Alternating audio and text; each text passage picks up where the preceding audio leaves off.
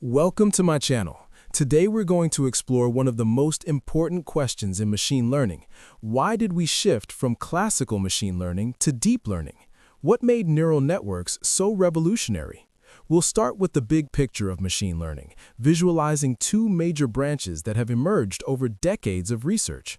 On one side, we have classical machine learning, home to familiar algorithms like decision trees, support vector machines, and linear regression.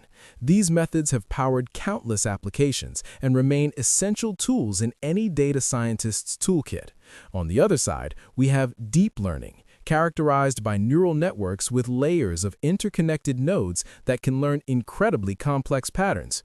The key question we'll explore throughout this video is, why did the field gradually shift toward deep learning? What problems did classical methods struggle with that neural networks could solve? By the end of this video, you'll understand not just the technical differences, but the fundamental reasons why deep learning has become the dominant paradigm for many modern AI applications. Let's start by understanding how classical machine learning actually works. The key insight here is what we call feature engineering.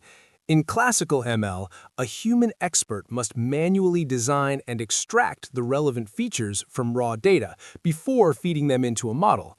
Think about predicting house prices as an example. You can't just show a photograph of a house to a traditional algorithm and expect it to give you a price. Instead, a domain expert needs to extract meaningful features: the square footage, the number of rooms, a location score, the age of the building, and so on. These handcrafted features then get fed into a machine learning model, like a random forest or gradient boosting machine, which learns the relationship between these features and the target variable. The model finally outputs a prediction.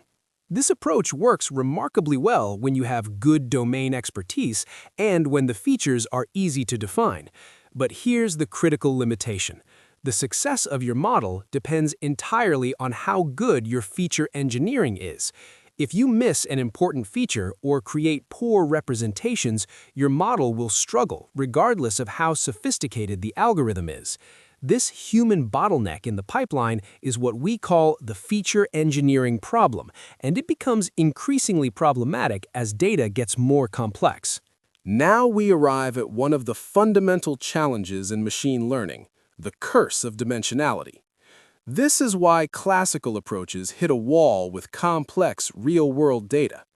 Let's visualize what happens as dimensions increase. With just 2 dimensions, data is easy to visualize and patterns are straightforward to identify. Points cluster nicely, decision boundaries are intuitive, and feature engineering is manageable. Move to 3 dimensions and things get harder. We can still visualize it with some effort, but finding meaningful patterns becomes more challenging. The data points start spreading out in unexpected ways. Now, imagine jumping to 1,000 dimensions or more. This is where the curse truly reveals itself. In high-dimensional spaces, data becomes incredibly sparse.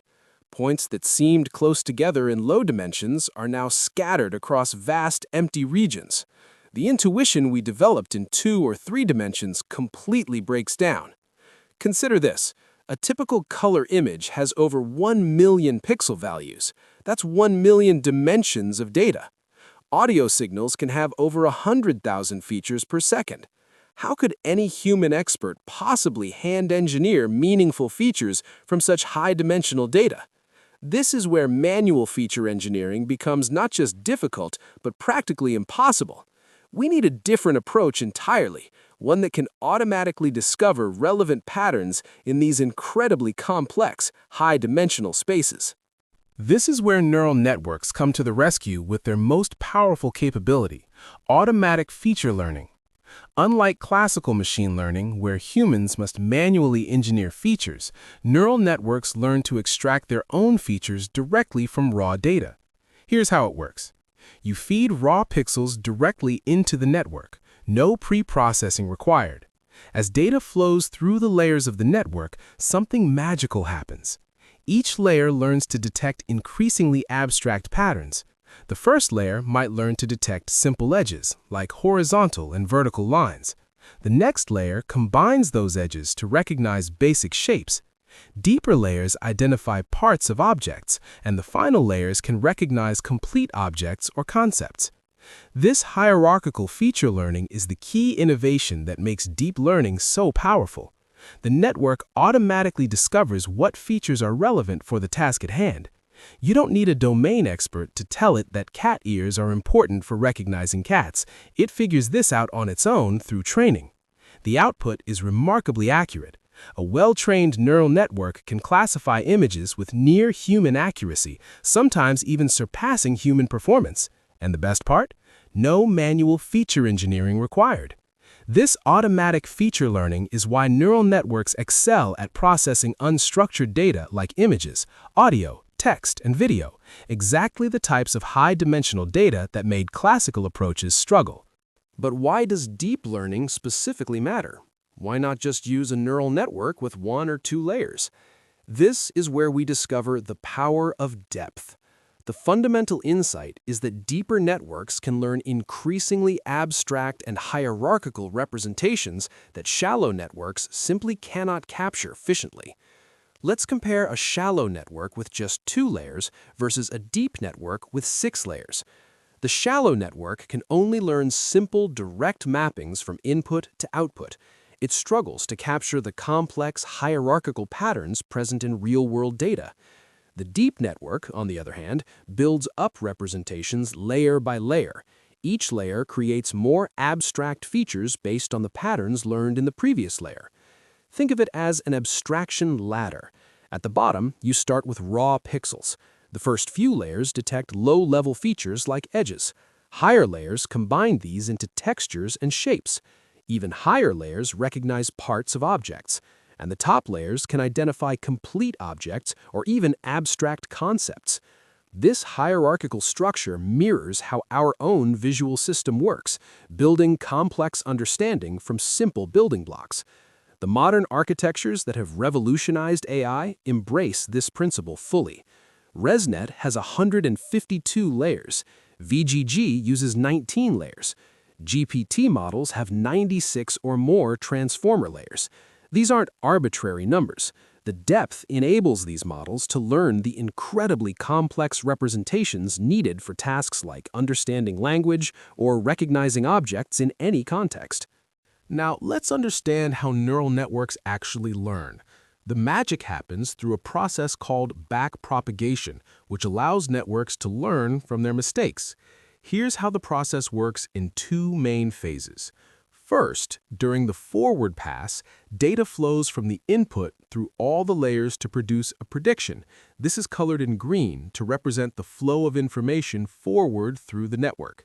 At the output, we compare the prediction to the actual target value. The difference between what the network predicted and what the correct answer should be is called the error or loss.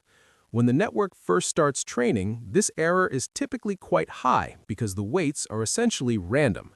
Then comes the crucial backward pass. The error signal propagates backward through the network, from the output back toward the input. This backward flow, shown in red and orange, is where the learning actually happens.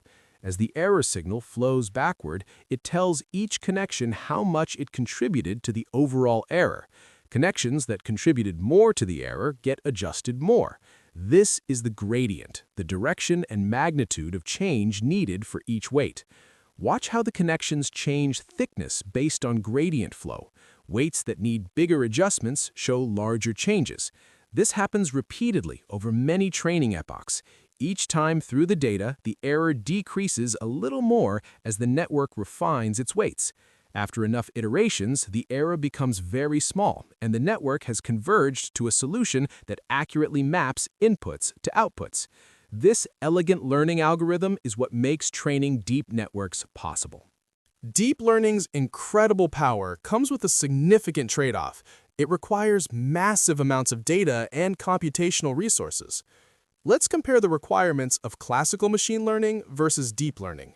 Classical machine learning can work effectively with relatively small datasets, sometimes just a few thousand examples. A standard CPU is often sufficient for training these models. This makes classical ML accessible, fast to iterate on, and practical for many business applications. Deep learning, on the other hand, has an enormous appetite for data. Modern neural networks thrive on datasets with millions or even billions of examples. And forget about training on a CPU. You'll need GPUs, often multiple high-end graphics cards, to train these models in a reasonable time frame. Here's the key insight.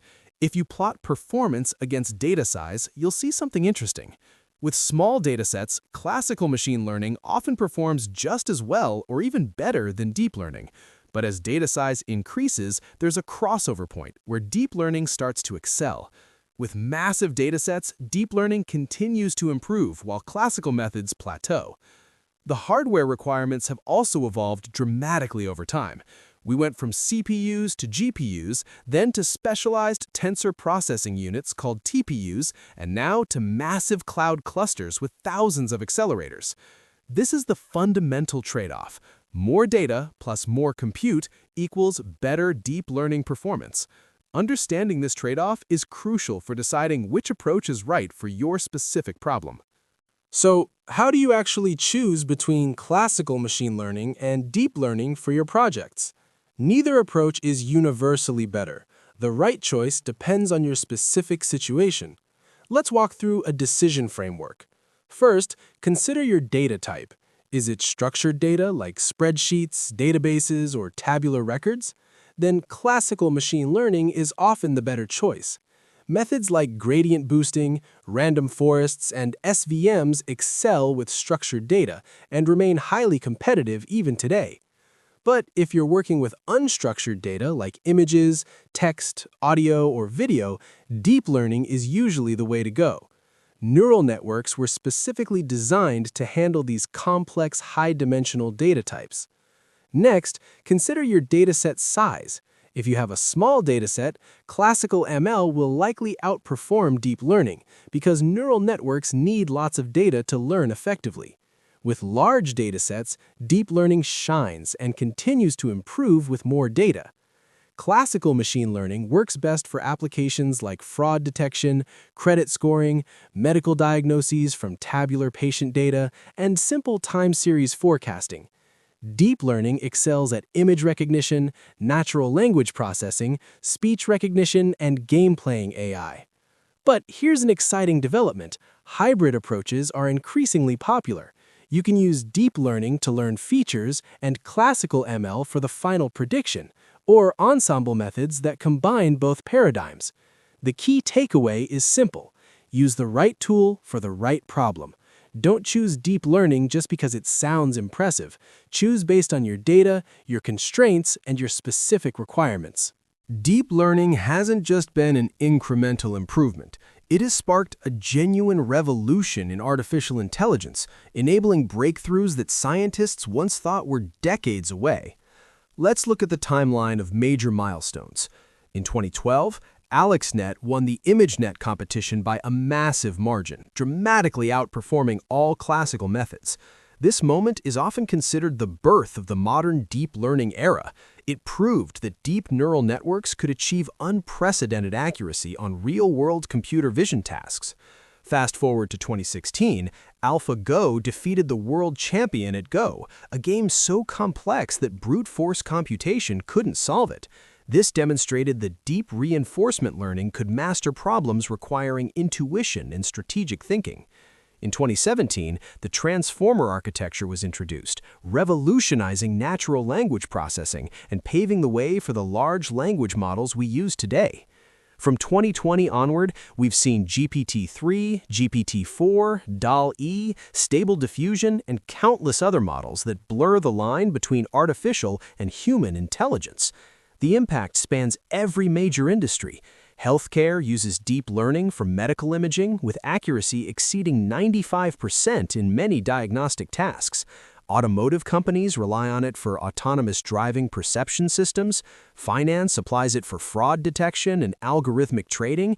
Entertainment uses it for recommendation systems and content generation. And the revolution is far from over. We're seeing the emergence of artificial general intelligence research, multimodal AI that understands images, text, and audio together, and edge AI that brings deep learning to mobile devices and embedded systems. Let's wrap up everything we've learned today. We started by understanding that classical machine learning requires humans to manually engineer features from data, a process that depends heavily on domain expertise and becomes impractical with high-dimensional data. Deep learning changed the game with automatic feature learning. Neural networks can discover relevant patterns directly from raw data, eliminating the need for manual feature engineering. We learned why depth matters. Deeper networks build hierarchical representations, learning increasingly abstract features layer by layer, from simple edges all the way up to complex concepts. We also discussed the important trade-offs. Deep learning requires significantly more data and computational power than classical methods. But when you have enough data and compute, deep learning delivers superior performance on complex, unstructured data. And most importantly, we learned that choosing between classical ML and deep learning isn't about which is better overall. It's about selecting the right tool for your specific problem, considering your data type, dataset size, and requirements. So where do you go from here? Practice by implementing neural networks yourself. Take courses to deepen your theoretical understanding, and build projects to apply what you've learned to real problems. The future of AI is deep, and your journey into deep learning starts right now. If you found this video helpful, please like and subscribe to the channel for more AI engineering content. Thanks for watching, and I'll see you in the next video.